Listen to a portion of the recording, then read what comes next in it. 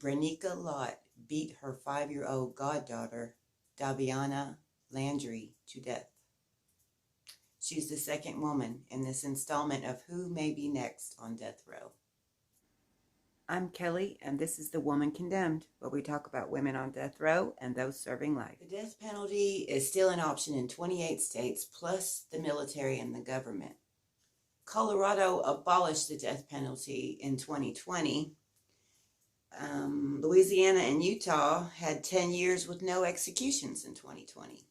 2021 may be different, and Miss Lott may be on the roster.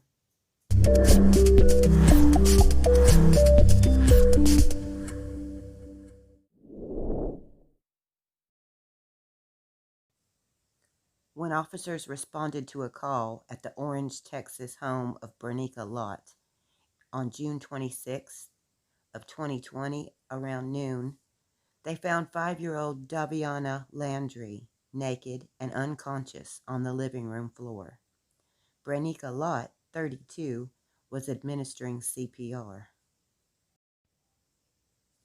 Police immediately questioned Brenika, who said the many bites and marks and bruises were insect bites and the results of a fall while playing. She said that her goddaughter had stayed with her many times in the past.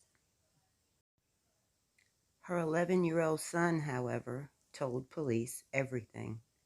He said he'd witnessed his mother slapping and beating Daviana and identified several objects in the home used to beat her. Neighbors reported seeing her screaming insults at her son in the yard on several occasions. He was taken into custody by Child Protective Services. Brenika Lott had no previous criminal record, and she had kept Daviana before. Family has stated Daviana always loved to go with the woman that she called Nana. Brenika had moved from Louisiana, where she had grown up and befriended Daviana's mother, Sophia Landry. Once in Texas, her husband left, and family and neighbors report she had a downward spiral of odd behavior. She had no job. She was going to beauty school until COVID closed, after which neighbors say she acted highly stressed and was always yelling at her son in the yard.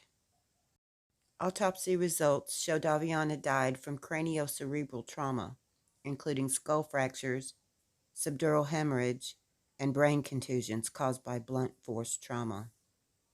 Brenika has been charged with capital murder and is held on a $1 million bond. The grand jury indicted her in October of 2020.